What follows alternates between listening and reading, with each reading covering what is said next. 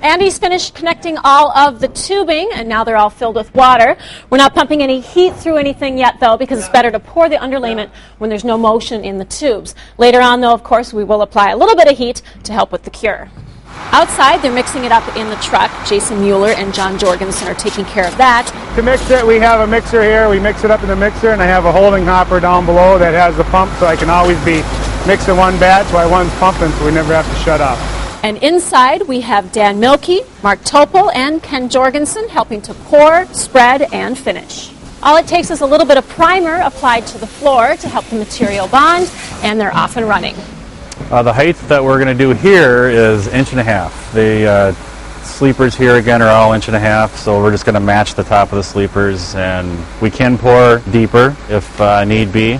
Now the heating tubes will expand and contract as they heat up and cool off, and this mix is specially formulated to resist cracking during that process. If you'd like to know a little bit more about eco-friendly materials, this one is made with recycled fly ash, and it's Green Guard certified for low emissions.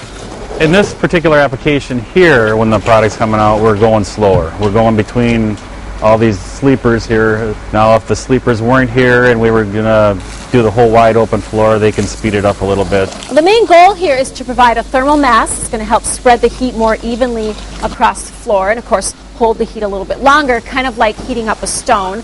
But it's also going to help muffle the noise between floors and help keep fire from spreading as it is non-combustible. Typically the drying time on this is 1/8 of an inch per day to cure out. So here we're at 1.5 inches, so you're going to be at, 14 days.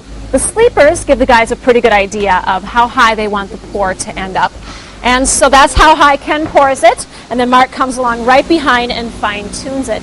With these knobby bottom shoes that he's wearing, he can glide right along without stirring it all up.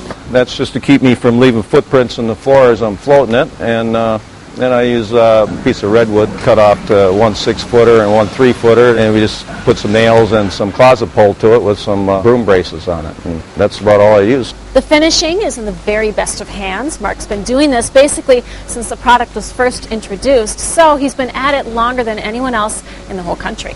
It doesn't necessarily have to be that smooth a finish. I just try to make sure it's nice and flat, and you stand back and look at it, you can kind of see if we've achieved that or not. They started on the 2nd floor, they moved down to the 1st floor, give them about 3 hours on a house this size, and those tubes will be totally embedded.